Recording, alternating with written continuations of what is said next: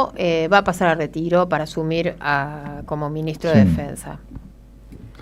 Vos sabés que con eso se armó una polémica bastante álgida, ¿no? Primero por el hecho de ser militar en sí, bueno, un ministerio que forma parte del Poder Ejecutivo, es un poder civil, y el otro porque es un militar en actividad. Y los primeros que de alguna manera salieron a cuestionar esta designación de este tipo fueron algunos radicales, poquitos, 2 o 3, que de alguna manera mantienen la vieja tradición del radicalismo republicano, y bastante en la línea de Raúl Alfonsín, ¿no? Porque los demás prácticamente ya venían, ¿no? Desde la época de la dictadura, una parte, después se fueron subordinando todos a la política de la derecha en el país, y eso incluye las políticas en relación a los derechos humanos y todo lo demás. El tema es que esto genera tanta controversia porque durante mucho tiempo el Ministerio de Defensa lo ocupaban un militar, y además lo nombraban los militares. Es decir, el presidente que salía elegido por el voto les preguntaba a los militares quién van a poner ustedes de ministro, ¿no? En el Ministerio de Defensa. Y en realidad, en toda esa época, que coincide con la época de la Guerra Fría, también había que consultar a la embajada norteamericana, porque de alguna manera Estados Unidos quería mantener bajo control a los ejércitos latinoamericanos como resguardo contra cualquier gobierno popular que tuviera el más mínimo aroma a comunismo o a una cosa por el estilo, que en medio de la Guerra Fría ellos estaban en esa confrontación.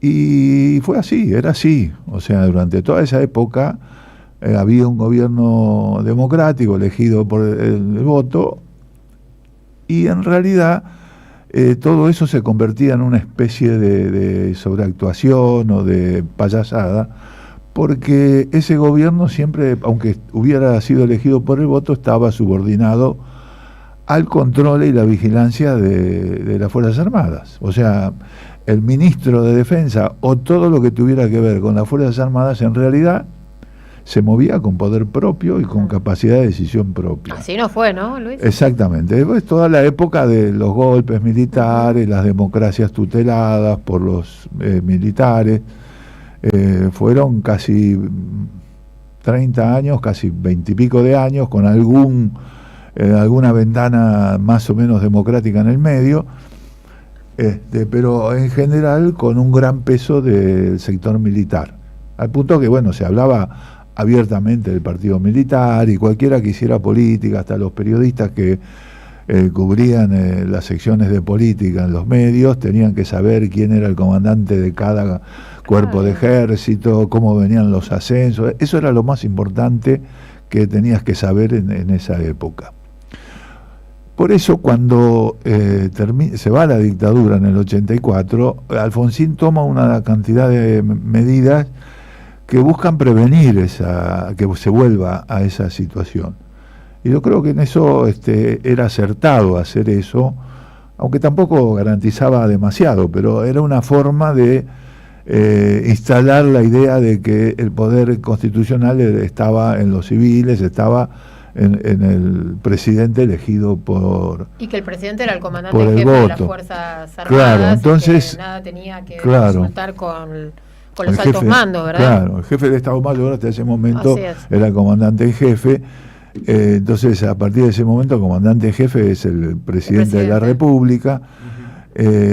Se instala la idea de que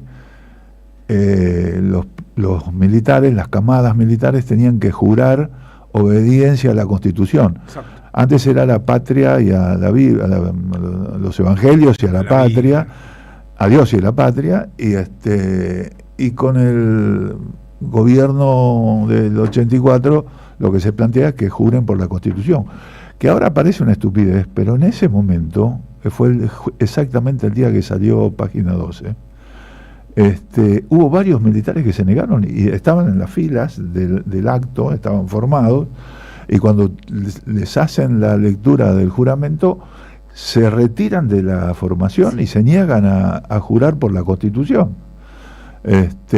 Y también pone como ministro y trata de generar como tradición que el ministro de Defensa sea un ministro civil. Y yo creo que a partir de ahí en adelante esa idea se mantuvo en la medida en que siempre aparecía el partido militar como un peligro permanente de golpismo o de intervención sobre las decisiones democráticas de los procesos electorales y todo lo demás, ¿no? Bueno, yo creo que esa época se ha ido alejando, terminó la Guerra Fría, que eso es un dato súper importante, porque justo cuando se termina la Guerra Fría se terminan los golpes militares, ¿no? Una casualidad. Es una casualidad, sí. O sea, la embajada hizo clic, claro, y dijo, no, vamos por otro lado. Vamos por otro lado a partir de ahora. Y fueron apareciendo otros resortes de poder con relación al control político, ¿no? Que tiene que ver con la manipulación mediática, una cantidad de cuestiones que fueron reemplazando, ¿no? El Poder Judicial, funcionario del Poder Judicial, la persecución judicial a los sectores populares. Digamos, siempre estuvo enfocado la represión siempre para el mismo lado, desde el mismo lado y contra el mismo lado. Y en ese sentido se generó esa controversia que tiene, a pesar, yo lo escuché en la entrevista a Milani, y tiene parte de razón y también no tiene razón, en el sentido que en el contexto histórico en el que se vino dando el tema de los militares, hay algún sentido con que el ministro de Defensa, las autoridades que manejan las políticas relacionadas con los militares y las Fuerzas Armadas, sea un civil, porque eso ha sido como una demostración de que el poder militar está subordinado a las fuerzas democráticas.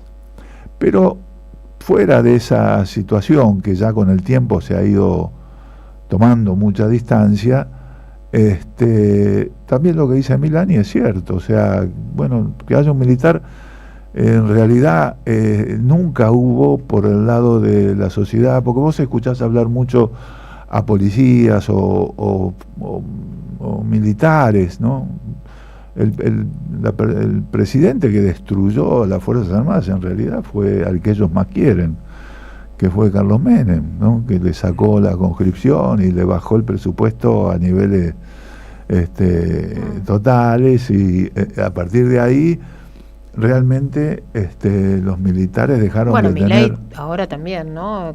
Exactamente. No cumplió con el acuerdo salarial que había dejado Rossi. No cumplió con el acuerdo salarial, y además tiene problemas con la obra social. También. Ese es otro contexto. Que Petri no hizo nada. Hay una cantidad de cuestiones que tienen que ver con lo profesional, estrictamente, que tiene que ver con el desastre que deja Petri, claro, en las Fuerzas Armadas, ¿no? Sí. Con la obra social hecha pelota, con presupuestos que no están bien administrados, con salarios también miserables, como todos los empleados estatales. Bueno, pero no deja de ser este hombre un militar, y no va a pasar a retiro, y va a asumir como en un stand-by de su función. Por eso yo digo... ¿Cómo lo interpretamos? ¿Cómo leemos esto? Yo creo que en ninguna de las dos cosas que dijiste, el tipo, lo que peor para mí es que el tipo tiene un discurso de reivindicación. Nunca claro, bueno, lo dijimos antes, ¿no? Que nunca se disculpó, lo dijimos antes de tu comentario. Claro. Sí, es parte de este proyecto político, si no sería ministro. Exactamente. De todas maneras, ojo, porque el despelote que deja Petri es muy grande. Él quiso dejar a una persona que era de su confianza,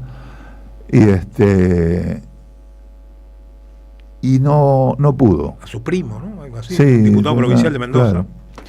Y no pudo porque en realidad la administración quiso Petri de las Fuerzas Armadas y demás fue un desastre.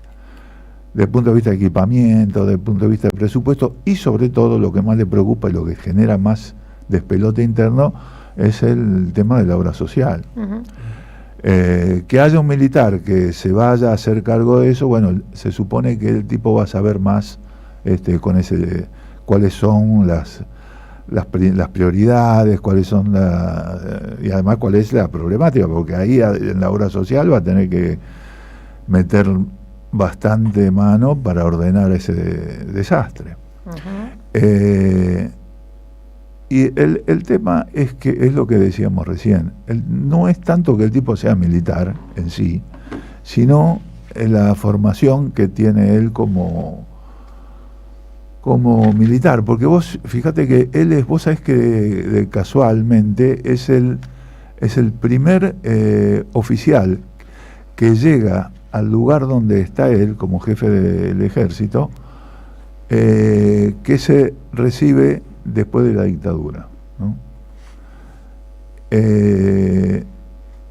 Y eso es extraño porque al mismo tiempo, al ser hijo de un represor que no pudo ser juzgado simplemente porque se murió antes, era un coronel que era jefe del regimiento de infantería de La Plata, y él, bueno, nunca... Hay toda una historia de que durante el kirchnerismo y durante los gobiernos democráticos se persiguió a los familiares de los represores, y bueno, la verdad que lo más demostrativo de que eso es mentira, que él ahora... Porque toda su carrera militar la hizo durante el kirchnerismo. Exactamente. Si no, no hubiera llegado a general ahora. Exactamente. Yo no sé si eso es bueno o malo. Sobre todo a partir... claro. En principio es. No, lo que pasa es que sí creo que desde el punto de vista de la formación democrática, de lo que tiene que ser las Fuerzas Armadas, ese es un debate profundo que no termina de saldar la sociedad argentina. Y yo creo que eso fue lo que ha faltado. Y no sé, realmente no porque no se intentara, ¿no? Porque las Fuerzas Armadas tuvieron Secretaría de Derechos Humanos, yo también creo que tampoco hay que generalizar, siempre es una parte para un lado y una parte para el otro. Y creo que sobre todo después de la dictadura siempre también seguramente habrá militares democráticos y militares que mantienen una posición corporativa cerrada porque les conviene, por una cuestión familiar o por lo que es su formación ideológica, esa posición. Pero de todas maneras, fíjense usted, una de las cosas que dijo Milani fue que este hombre es del sector liberal de las Fuerzas Armadas. Uh-huh. ¿Qué quiere decir sector liberal? Bueno, es el sector que de alguna manera coincide con las políticas del macrismo y de Milei, o sea, políticas de subordinamiento con Estados Unidos, con lo cual se pone en cuestionamiento también la formación con relación a lo que es la figura de la defensa nacional, ¿no?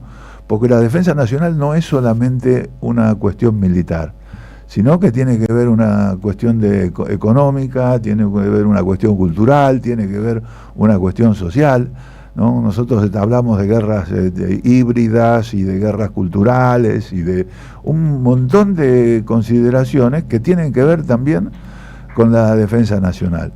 Cuando vos decís, este tipo tiene una formación liberal como militar, tiene una concepción de la defensa que es subordinada absolutamente a la posición de las potencias hegemónicas, en este caso de Estados Unidos. Bien. Bueno, vamos a la primera tanda de la vuelta, tenemos tiempo para seguir charlando del tema hasta las 20 con ustedes acá. 11 3200 0530, escríbanos, díganos qué piensan, ya venimos. AM 530.